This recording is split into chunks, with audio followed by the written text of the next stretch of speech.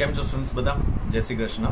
સો પહેલાં આપણે હવે ચેપ્ટર 8માં સ્ટાર્ટ કરીએ છીએ. નેક્સ્ટ પોઈન્ટ તમે પેજ નંબર 89 ઉપર આવી જાઓ. લાસ્ટ સેશનમાં આપણે internal factors affecting the capital structure total 7 જે પોઈન્ટ્સ હતા ત્યાં સુધી પાર્ટ આપણો કમ્પ્લીટ થયો છે. So now we are going to start the external factors affecting the capital structure. એ પણ ટોટલ 7 પોઈન્ટ્સ છે. ક્લિયર?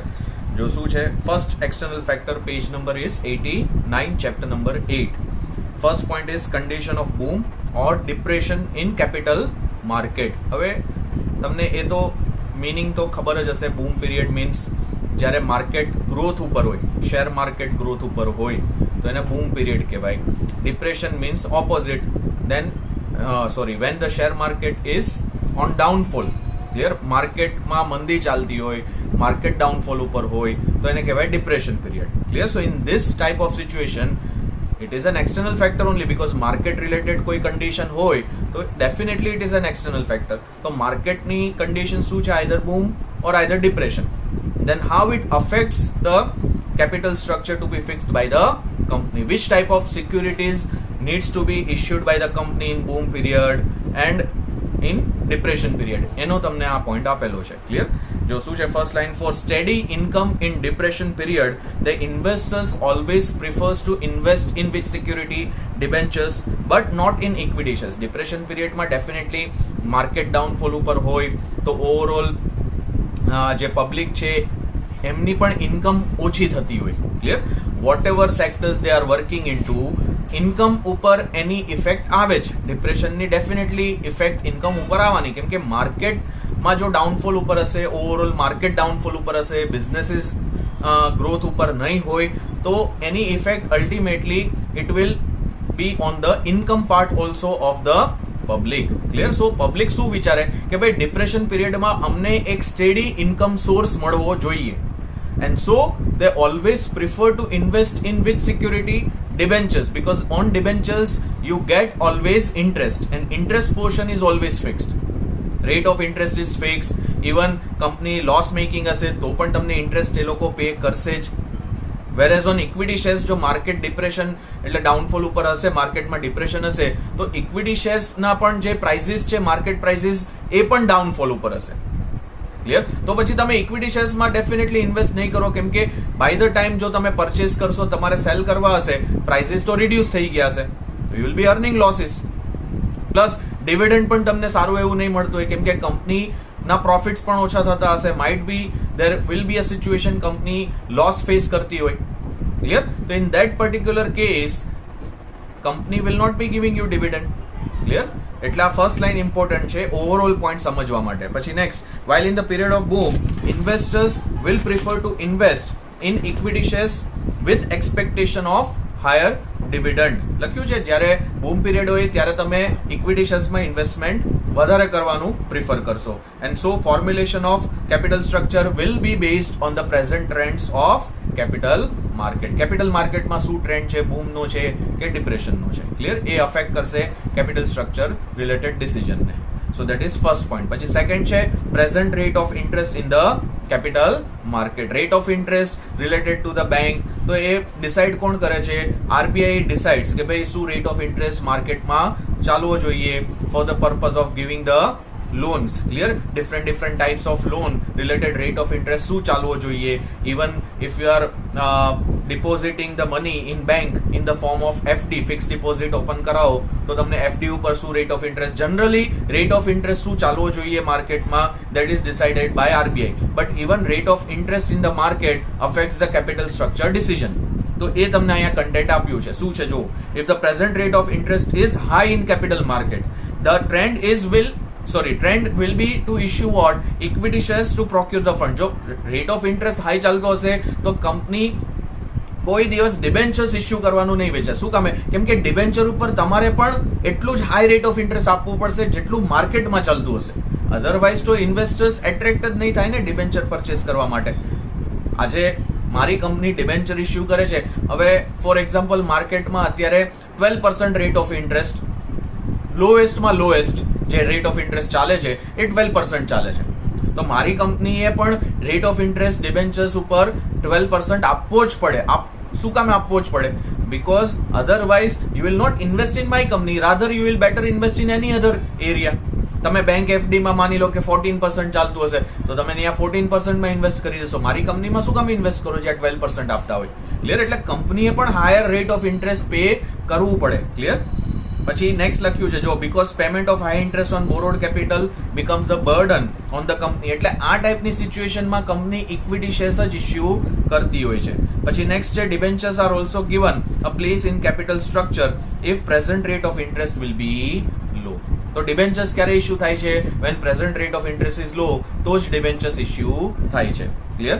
પછી થર્ડ પોઈન્ટ છે cost of capital, that is expenses of issuing the securities. તો એમાં લખ્યું છે when securities are issued to raise the capital, company has to incur expenses for issue of prospectus. આ બધા expenses company has to incur when company is issuing equity shares. Clear. તો issue of prospectus છે, પછી underwriting commission pay કરવું પડે, brokerage pay કરવી પડે. Clear. ત્યાં સુધી અંડરલાઈન કરજો.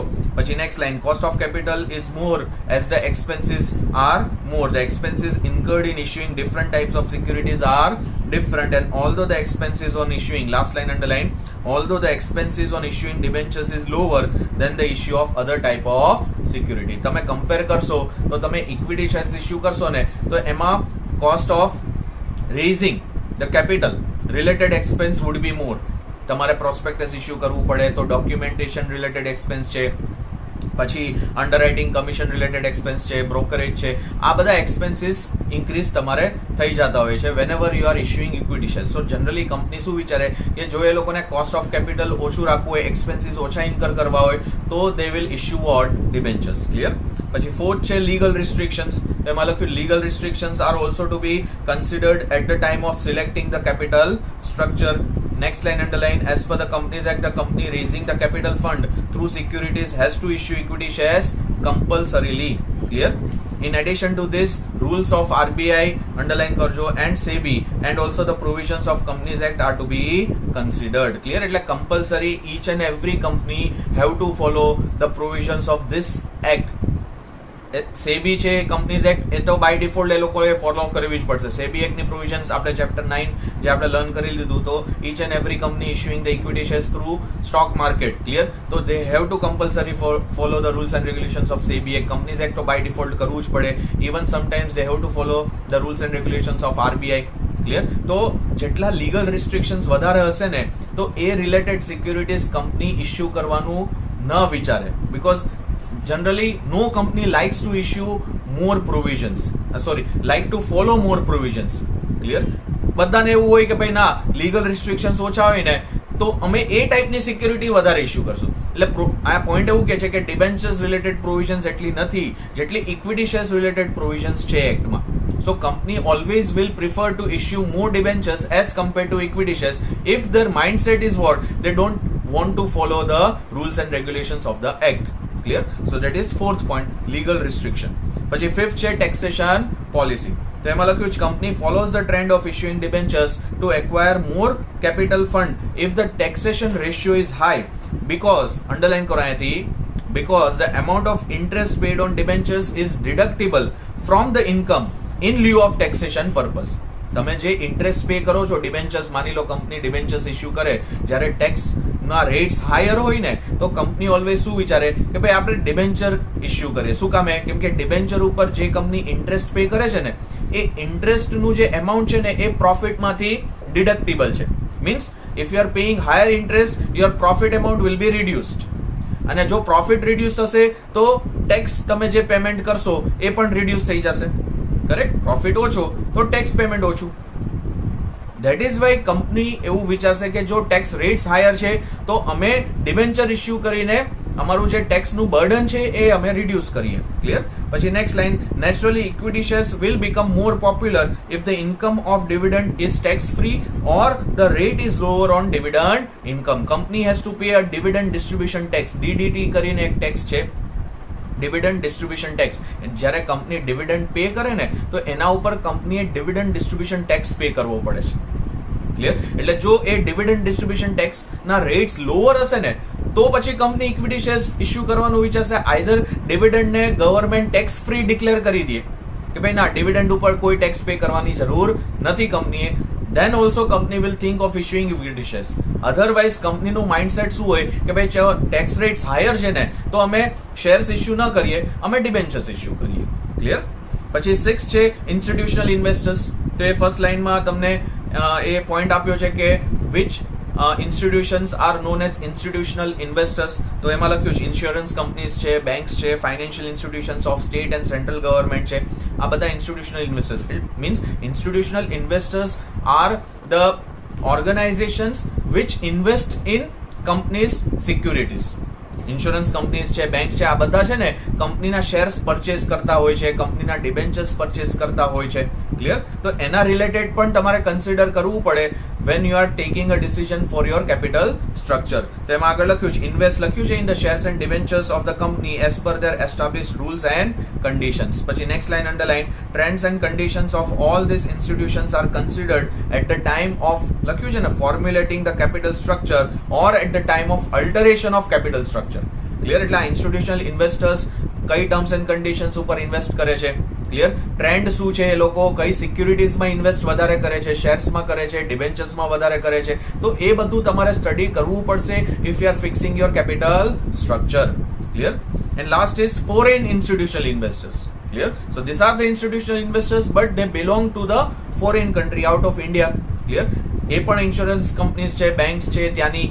ક્લિયર? એ બધી આવી જાય ફોરેન ઇન્સ્ટિટ્યુશનલ ઇન્વેસ્ટર્સમાં. તો એ લોકોના પણ રૂલ્સ એન્ડ રેગ્યુલેશન્સ તમારે કન્સિડર કરીને તમારું કેપિટલ સ્ટ્રક્ચર ફિક્સ કરવાનું. Clear? So based on vote rules they can invest in Indian capital market, એ બધું તમને ખબર હોવી જોઈએ. then only you should fix your capital structure. clear? જો એમાં લખ્યું છે foreign investor institution is such an institution which is established and registered out of India and whose objective is to લખ્યું છે invest in the prescribed securities in India in which market? primary and secondary market, જે આપણે chapter 9 માં point learn કરી લીધો. next line underline કરો foreign investment institution has to make registration with SEBI. આ એક કમ્પલસરી રૂલ છે.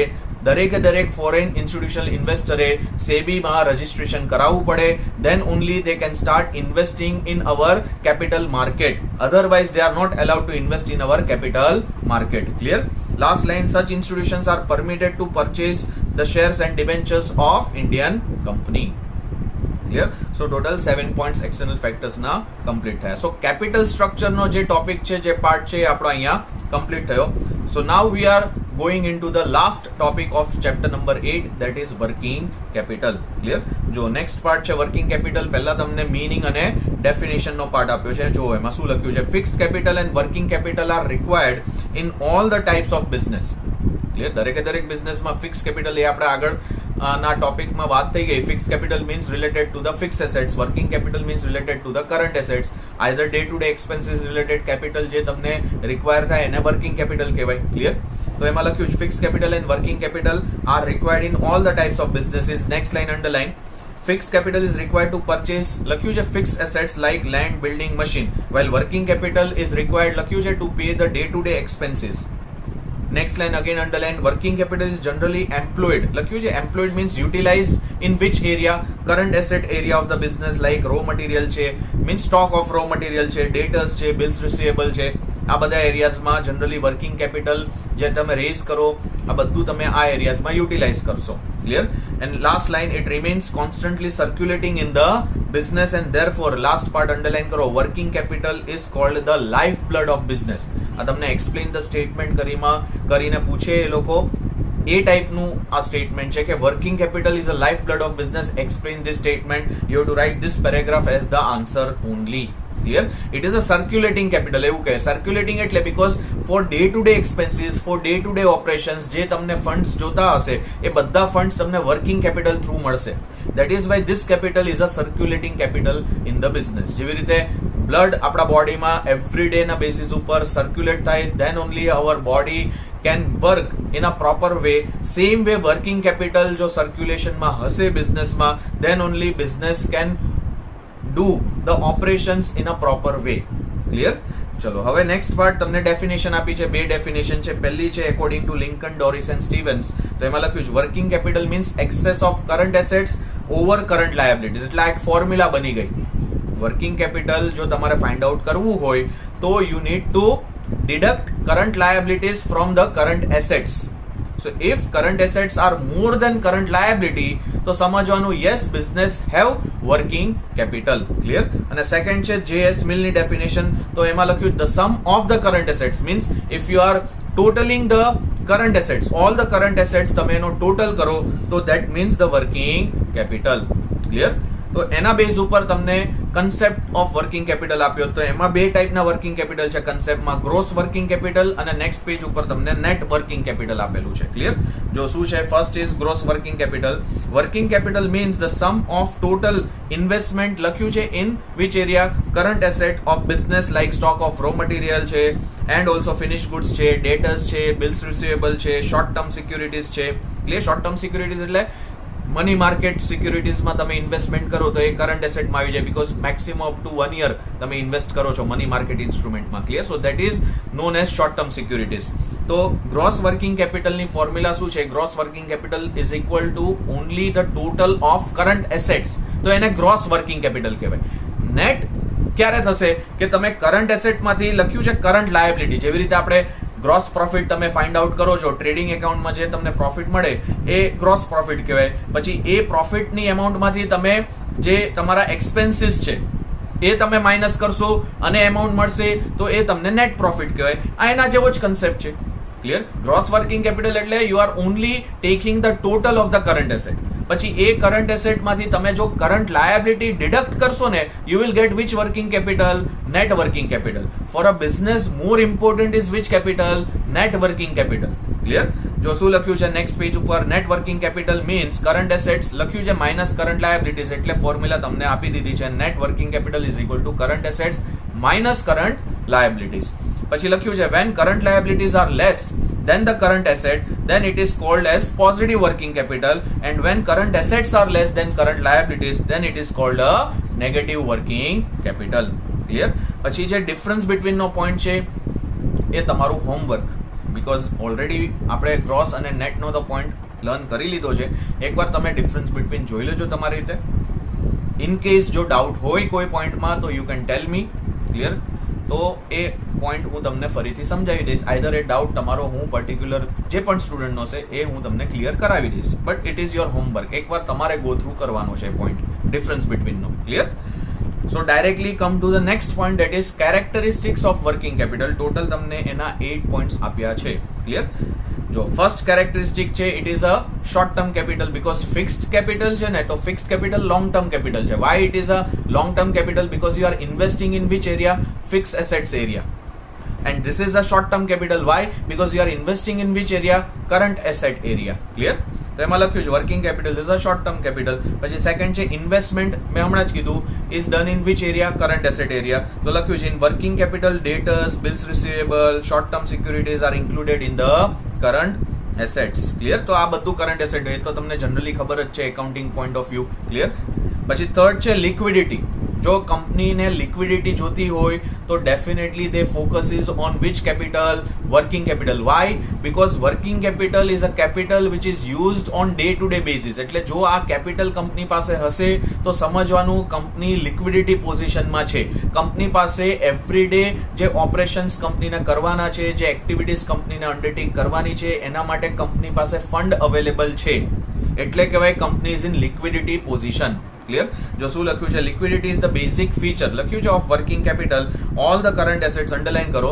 Y liquidity position is given by way of working capital? તો એનું રીઝન આપ્યું છે. all the current assets in which working capital is employed are converted very easily into cash form. Stock છે તો સ્ટોકને તમે માર્કેટમાં cell કરો, તમે કેશ ફોર્મમાં કન્વર્ટ કરી શકો. ડેટર્સ છે તો ડેટર્સ પાસેથી તમે કલેક્શન કરો તો એ પણ તમે કેશ ફોર્મમાં કન્વર્ટ કરી શકો. કેશ બેલેન્સ તો ઇટસેલ્ફ કેશ ફોર્મમાં છે. બેંક બેલેન્સમાંથી તમે વિડ્રો કરો તો કેશ ફોર્મમાં કન્વર્ટ થઈ ગયું. શોર્ટ ટર્મ સિક્યુરિટીઝ છે એને તમે માર્કેટમાં સેલ કરો તો પણ કેશ ફોર્મમાં કન્વર્ટ થઈ ગયા. So all current assets are very easily convertible into cash form. That is why liquidity will be provided by working capital. Clear? પછી ફોર્થ છે લેસ રિસ્ક. તો એમાં લખ્યું છે working capital circulates for short term and also it is very easily convertible into cash. So element of risk is very less. Clear? So આ બે રીઝનના base ઉપર element of risk in working capital is very less. Fifth is the changing form. Clear? તો એમાં લખ્યું the form is constantly changing in which the working capital is employed. Clear? Example આપ્યું છે raw material હોય તો raw material will be converted into semi finish goods and semi finish goods will be converted into finish goods. અને એ પણ stock છે finish ગુડ્સનો એ પણ હજુ કન્વર્ટ થાય છે ઇન્ટુ સેલ ફોર્મ. ક્લિયર? તમે સેલ કરો એટલે જે સ્ટોક છે એ હવે સેલ થઈ ગયો, તમારો સેલના રેકોર્ડમાં આવી જશે એ ક્વોન્ટિટી. એટલે આને કહેવાય ચેન્જિંગ ફોર્મ. રો મટીરિયલ છે એને તમે WIP માં કન્વર્ટ કર્યું, WIP ને ફિનિશ ગુડ્સમાં કન્વર્ટ કર્યું અને ફિનિશ ગુડ્સને તમે સેલમાં કન્વર્ટ કરેલું. ક્લિયર? પછી આગળ લખ્યું એટલે સેકન્ડ લાઈન અંડરલાઈન કરજો. પછી next finish goods is converted into again અ ડેટર્સ.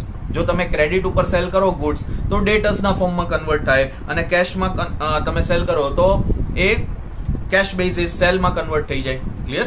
તો એ પણ ફર્ધર સ્ટોક છે એ તમે આ રીતે કન્વર્ટ કરી શકો. That is why the form will be changing. It never remains fix. Whereas fix એસેટનું ફોર્મ તો ફિક્સ જ રહેશે, એમાં ચેન્જીસ નથી આવવાના.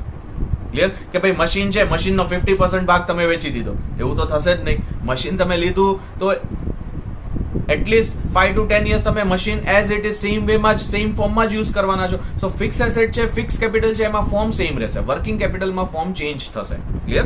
પછી નેક્સ્ટ 6 છે એ તો મીનિંગ જ છે. It is use to pay day to day expenses. તો એમાં લખ્યું છે working capital is required constantly to pay day to day expenses. પછી 7 છે ડેપ્રિશિએશન કોઈ દિવસ ચાર્જ નથી થતું. સી આ બધા પોઈન્ટ્સ છે ને તમારા એકાઉન્ટિંગ નોલેજ રિલેટેડ જ છે, એટલે આમાં કાંઈ બહુ એટલું ડિટેલમાં જવાની જરૂર આપણને પડે જ નહીં. મેં તમને પહેલા જ કીધું તો આ ચેપ્ટરમાં તમારું એકાઉન્ટિંગ નોલેજ ટેસ્ટ થશે. આ બધા પોઈન્ટ્સ તમે એકાઉન્ટ્સની થિયોરી ફોર્મમાં 11thમાં even some points in 12th સ્ટાન્ડર્ડમાં તમે લર્ન કરી જ લીધા છે. ક્લિયર? તો ડેપ્રિશિએશન બધાને જ ખબર છે. કરંટ એસેટ્સ હોય તો એના ઉપર ડેપ્રિશિએશન લાગે જ નહીં, એટલે વર્કિંગ કેપિટલમાં ડેપ્રિશિએશન લાગવાનું જ નથી કોઈ. તો એમાં લખ્યું depreciation is not calculated. Why? Because due to the circulating capital in business and its form is constantly changing. Clear? એક તો એક સર્ક્યુલેટિંગ રહેશે. ડેપ્રિશિએશન કેના ઉપર લાગે? જે એસેટની વેલ્યુ ફિક્સ રહેતી હોય ને એના ઉપર ડેપ્રિશિએશન લાગે. પણ આ કરંટ એસેટની વેલ્યુ કોઈ દિવસ ફિક્સ નથી રહેતી, એ ચેન્જિંગ છે, સર્ક્યુલેટિંગ છે. ક્લિયર? એન્ડ લાસ્ટ છે requirement according to the type and form of business. તો એમાં લખ્યું છે requirement of working capital is dependent upon the type and form of business and so its ratio is also different in different businesses. જે ટાઈપનો business એ વેમાં તમારે working capital જોઈતું હોય. Clear? અહીંયા સુધી રાખીએ છીએ. એટલે હવે લાસ્ટ એક પોઈન્ટ આપણો બાકી રહેશે ચેપ્ટર 8 નો, that is factors affecting working capital. Total એના 10 પોઈન્ટ્સ છે નેક્સ્ટ પેજ ઉપર. એટલે નેક્સ્ટ સેશનમાં આપણું ચેપ્ટર 8 કમ્પ્લીટ થઈ જશે and also will start discussion of the exercise part. Clear? એટલે પછી જે પણ પોઈન્ટ્સ બાકી રહેશે એ આપણા ચેપ્ટર 2 ના જ રહેશે અને ચેપ્ટર 2 પણ મોસ્ટલી એન્ડિંગ ઉપર જ છીએ આપણે એમાં પણ. ક્લિયર? ચલો હવે આપણે ચેપ્ટર 2 ના નેક્સ્ટ જે પોઈન્ટ્સ છે એ બધા સ્ટાર્ટ કરીએ છીએ. To come to page number is 21, કેમ કે ચેપ્ટર 2 માં પણ હવે 2 પ્રિન્સિપલ્સ જ છે જે હવે આપણે કમ્પ્લીટ કરવાના છે. ક્લિયર? સો પેજ 21 ઉપર લાસ્ટ જે પોઈન્ટ આપણે ચેપ્ટર 2 માં કમ્પ્લીટ કર્યો that was the thoughts of management. So now we are starting with the next point that is Frederick Winslow Taylor's scientific management principles. Clear? આ point most IMP mark કરજો. આના related તમને questions એ લોકો વધારે પૂછશે. Clear? હવે જે બાકીના 2 પોઈન્ટ્સ છે, જે 2 પ્રિન્સિપલ્સ છે એના રિલેટેડ તમને ક્વેશ્ચન્સ એ લોકો ડેફિનેટલી વધારે પૂછશે. ક્લિયર? પહેલા તમને છે ને આ જે સાયન્ટિફિક મેનેજમેન્ટ પ્રિન્સિપલ્સ છે એનું ઇન્ટ્રોડક્ટરી પાર્ટ આપેલો છે કે who was Frederick Winslow Taylor, how he formed this principle, on what basis he formed this principle. એ બધા તમને પોઈન્ટ્સ આ ઇન્ટ્રોડક્શન પેરેગ્રાફમાં આપેલા છે. પછી નેક્સ્ટ પેજ ઉપર એનો મીનિંગ, એની ડેફિનેશન, પછી એ પ્રિન્સિપલ્સ શું છે એ બધા પોઈન્ટ્સ તમને આપેલા છે. ક્લિયર? જો સ્ટાર્ટિંગ શું છે, Frederick Winslow Taylor was American mechanical engineer and an important contributor in which thought, જે આપણે લાસ્ટ પોઈન્ટ કર્યો હતો ક્લાસિકલ થિયોરી, તો one of the main contributor of classical theory thought was Frederick Winslow Taylor. Clear? એટલે આ first line underline કરજો. પછી આ વન લાઇનર છે કે ઇવન MCQ ટાઈપ ક્વેશ્ચન્સમાં પૂછાય છે. Next, in the starting phase he joined as apprentice. Apprentice નો મતલબ છે trainee. He joined as a trainee in a factory and after contributing in various companies at last he became a manager in Bethlehem Steel Company. Clear? As a trainee એમને એમનું career start કર્યું હતું. Clear? And he reached to the peak of his career. he was appointed as a manager in a Latham steel company. પછી આગળ લખ્યું during this period F.W. Taylor for the first time presented the principle of scientific management, and so he is known as the father of scientific management. A one mark question MCQ બંનેમાં પૂછાય છે કે who is considered as the father of scientific management? F.W. Taylor, because he was a person who founded this principle. Clear? And when he was a manager in Latham Steel Company, at that point of time he founded this principles. He first time formed these principles. Clear? પછી next paragraph, in any business unit normally there are two classes are important, that is one is owner class, એટલે આપણે કહીએ top management level, another is worker class, એ આપણે કહીએ bottom level management. Clear? Next is owner, means the managers whose main purpose is what? Optimization of profit and optimization of wealth. And while employees, workers are interested in their higher wages and job satisfaction. આ બંને class છે ને સાવ અલગ objective સાથે કંપનીઝમાં કામ કરતા હોય. ઓનરનું ઓલવેઝ ઓબ્જેક્ટિવ પ્રોફિટ મેકિંગ ઉપર હોય, વર્કર્સ એમ્પ્લોઈઝનું ઓલવેઝ ઓબ્જેક્ટિવ એમની સેલરી, એમના વેજીસ, જોબ સેટિસ્ફેક્શન ઉપર હોય. અને એટલે જ આ બંને ક્લાસીસની વચ્ચે ડિસ્પ્યુટ્સ થવાના પૂરેપૂરા ચાન્સીસ છે. આ બંને ક્લાસીસની વચ્ચે ઝઘડા થતા હશે કે ડિફરન્સ ઓફ ઓપિનિયન થતો હશે, એનું રીઝન જ આ છે કે બંનેના ઓબ્જેક્ટિવ્સ અલગ છે. ક્લિયર? પછી નેક્સ્ટ લાઈન જો લખ્યું છે, as a result conflict arises in maintaining the harmony between the two groups. Frederick Taylor challenged this traditional method and started to develop new method. Clear? So Frederick Taylor આ વસ્તુ જોઈ કે ભાઈ ના, કંપનીઝમાં બંને ક્લાસીસની વચ્ચે કન્ફ્લિક્ટ્સ બહુ જ થાય છે અને એના લીધે છે ને અલ્ટિમેટલી વર્કરની એફિશિયન્સી છે ને એ રિડ્યુસ થાય છે અને એની ઇફેક્ટ કંપની ઉપર પણ આવે. ક્લિયર? કંપની જે એના ઓબ્જેક્ટિવ્સ અચીવ કરવા માંગતી હોય એ ન કરી શકે, કેમ કે વર્કર્સ ફૂલ્લી એફિશિયન્ટ વેમાં નથી કામ કરી શકતા. ક્લિયર? અને શું કામે ન કરતા હોય? બિકોઝ કન્ટિન્યુઅસલી ડિસ્પ્યુટ્સ ચાલતા હોય છે. Clear? So because of that Frederick ટેલરે આ ટ્રેડિશનલ જે મેથડ હતી એને ચેલેન્જ કરીને એક નવી મેથડ એડોપ્ટ કરવાનું કીધું, and that new method is given the name of scientific management method or scientific management principles. પછી આગળ લખ્યું છે, workers were asked to do the work as per the order in traditional method. Traditional method management ની શું હતી કે workers ને જે પણ ઓર્ડર ટોપ મેનેજમેન્ટ આપે એ ઓર્ડર્સ કમ્પલસરી વર્કર્સે ફોલો કરવાના, by hook or by crook. That was the traditional method of management અને એને નામ આપ્યું હતું રૂલ ઓફ થંબ. ઘણીવાર આપણે પણ બોલીએ છીએ ને થંબ રૂલ. થંબ રૂલ એટલે હું કહું ને એ જ સાચું, સામેવાળો કે એ બધું ખોટું. હું કહું એવી જ રીતે કામ તમારે કરવાનું, તમે તમારી રીતે તમારું મગજ ન દોડાવી શકો, તો એને થંબ રૂલ કહેવાય. ક્લિયર? નેક્સ્ટ લાઈન જો લખી છે, this is called rule of thumb. આ અંડરલાઈન કરજો બંને લાઇન્સ. ક્લિયર? આમ તો ફૂલ પેરેગ્રાફ ઇમ્પોર્ટન્ટ છે. આ બેઝ છે કે સાયન્ટિફિક મેનેજમેન્ટ પ્રિન્સિપલ્સ કેવી રીતે ફોર્મ થયા, કયા બેઝ ઉપર ફોર્મ થયા.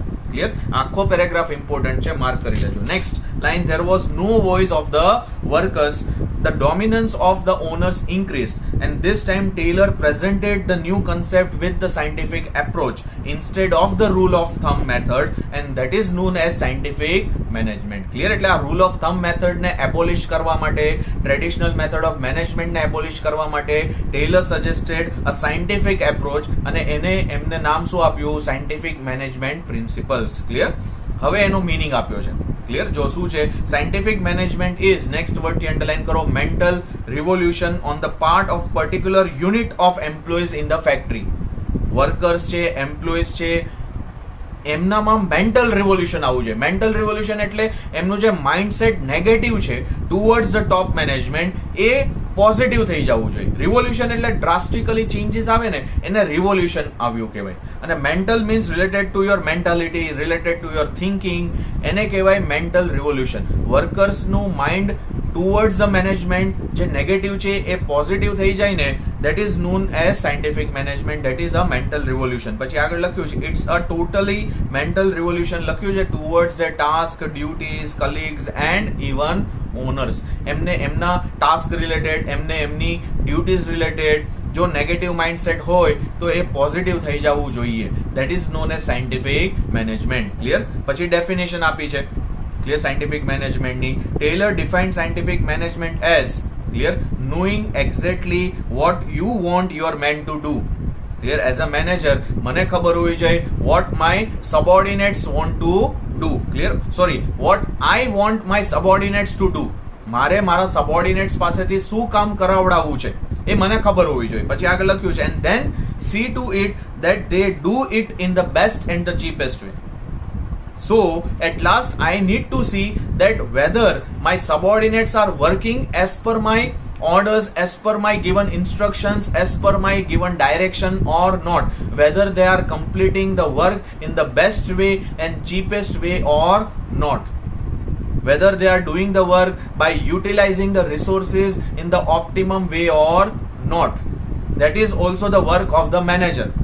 તો આ જે આખી પ્રોસેસ છે, knowing what you want your man to do and seeing to it that it is done in the best and the cheapest way, આ જે આખી જે પ્રોસેસ છે ને એને કહેવાય સાયન્ટિફિક મેનેજમેન્ટ. ક્લિયર? એટલે જો તમને એક્ઝામમાં વોટ ડુ યુ મીન એવી રીતે પૂછે ને તો મીનિંગ લખજો આન્સરમાં, અને ડિફાઇન પૂછે તો ડેફિનેશન લખજો આન્સરમાં. Clear? Next paragraph. Since Frederick Taylor himself was an engineer, he found that till workers will not get higher and motivated wage rates, they will not work efficiently.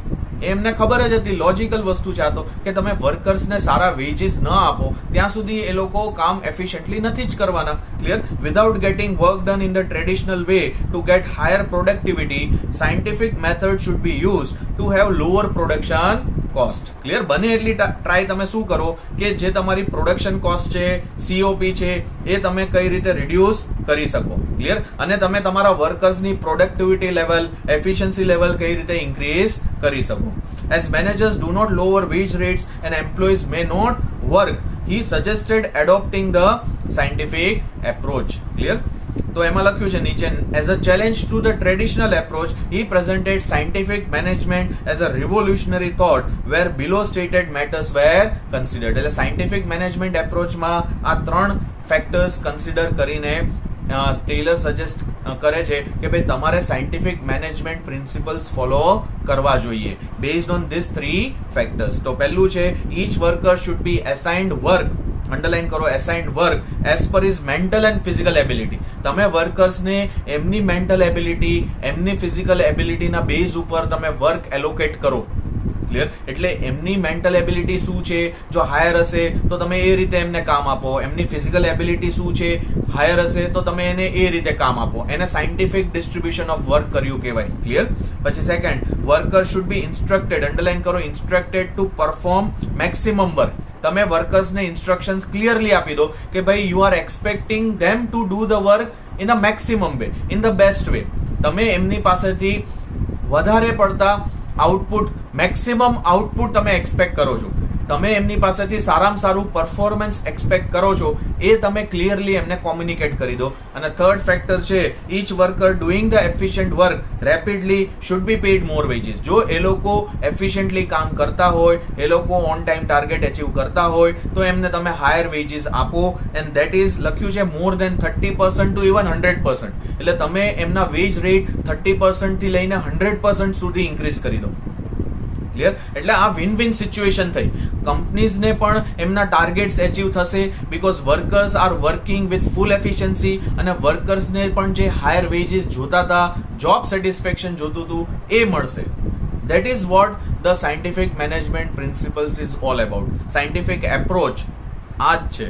Clear? તો આ 3 factors consider કરીને Taylor suggested કે ભાઈ traditional approach કંપનીએ follow નહીં કરવાનો, scientific management approach કંપનીએ follow કરવાનો. ક્લિયર? ચલો નેક્સ્ટ હવે તમને પ્રિન્સિપલ્સ ઓફ સાયન્ટિફિક મેનેજમેન્ટનો પોઈન્ટ આપેલો છે. તો શું છે સ્ટાર્ટિંગ પેરેગ્રાફ જો, Frederick tailors scientific approach was a revolutionary act. He was far from traditional method so that workers and owners may work with harmony. Clear? એ કોઈ દિવસ ટ્રેડિશનલ મેથડ ફોલો કરવામાં believe જ નતા કરતા. ક્લિયર? વર્કર અને honour બંને એકબીજાને cooperate કરીને કામ કરે એ રીતે કઈ રીતે મેનેજમેન્ટ થવું જોઈએ એ જ વસ્તુ ઉપર એમનું ફોકસ હતું. Clear? And so he provided scientific management principles which are as under. તો ફર્સ્ટ તમને આપ્યું છે સાયન્ટિફિક મેથડ. તો એમાં લખ્યું છે ફર્સ્ટ લાઈન અંડરલાઈન કરો, to do the work scientific method should be adopted, abandoning means not following clear, traditional method. Clear, what Taylor suggested કે ભાઈ તમે ટ્રેડિશનલ મેથડને ટોટલ એબોલિશ કરો, ટોટલ રિમૂવ કરી દો, stop following traditional method and start એડોપ્ટિંગ scientific method. Clear, પછી લખ્યું thinking how best work can be done by analyzing the work scientifically. તમે વર્કને એનાલાઇઝ કરો. એઝ અ મેનેજર તમે વર્ક છે એને અન્ડરસ્ટેન્ડ કરો. આ વર્ક કયા વર્કર થ્રુ તમે કરાવડાવી શકશો, એની મેન્ટલ એબિલિટી, એની ફિઝિકલ એબિલિટી તમે અન્ડરસ્ટેન્ડ કરો. એને કહેવાય સાયન્ટિફિક વેમાં તમે એનાલાઇઝ કરો વર્કને, અને એના બેઝ ઉપર તમે ડિસાઇડ કરો કે ના, હું સાયન્ટિફિક વેમાં જ આ કામ કરાવડાવીશ, ટ્રેડિશનલ વેમાં કામ નહીં કરાવડાવું. ક્લિયર. પછી સેકન્ડ પોઈન્ટ છે પ્લાનિંગ એન્ડ ઇમ્પ્લિમેન્ટેશન. તો એમાં લખ્યું છે instead of workers doing the planning and implementation, હવે અંડરલાઇન કરો, it should be like experts will make the plan and workers will implement, means will follow it. એટલે planning અને implementation બંને અલગ લોકો પાસેથી કરાવડાવો. પ્લાનિંગ માટે અલગ લોકો હોવા જોઈએ, એનું ઇમ્પ્લિમેન્ટેશન અલગ લોકો કરવા જોઈએ. પ્લાનિંગ જે એક્સપર્ટ્સ છે, જે સુપરવાઇઝર્સ છે કે જે હાયર ઓથોરિટીઝ છે એ લોકો કરશે, અને એનું ઇમ્પ્લિમેન્ટેશન વર્કર્સ કરશે. તો તમે જે આપણે કહીએ કે ડ્યુટીઝ છે, જે રિસ્પોન્સિબિલિટીઝ છે ને, એ તમે ડિવાઈડ કરી દો બે ગ્રુપ્સની વચ્ચે, કે પ્લાનિંગ માટે આ લોકો લાયેબલ થશે અને એના ઇમ્પ્લિમેન્ટેશન માટે આ લોકો લાયેબલ થશે. Clear. So that is second principal.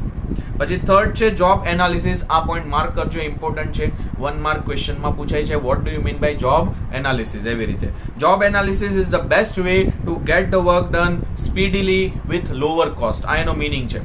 If you are getting the work done in the best way means speedily with the lower cost, એને કહેવાય જોબ એનાલિસિસ. તો લખ્યું છે increased productivity can reduce the cost of production after studying the time study. આપણે next page ઉપર આ techniques learn કરશું. Time study તમે નેક્સ્ટ પેજ જોશો, હેડિંગ દેખાશે, ટાઈમ સ્ટડી છે, મોશન સ્ટડી છે, ફટીગ સ્ટડી છે. તો by understanding this techniques, by following this 3 techniques, you can do what? You can reduce the cost of production and you can increase the level of the productivity of workers, and that is known as to do job analysis. Clear? So that is third point. પછી fourth છે standardization. તો એમાં લખ્યું standardization and simplicity are scientific process which should be done always in advance. હવે સ્ટાન્ડર્ડાઇઝેશનનો meaning એવો છે, આ પોઈન્ટનો સિમ્પલ વર્ડ્સમાં કહું, નેક્સ્ટ લાઈન તમને લખી છે ઇક્વિપમેન્ટ છે, ટાઈમ છે, સિચ્યુએશન છે, રિસોર્સિસ, આ બધું છે ને સ્ટાન્ડર્ડ વેમાં તમે આપો.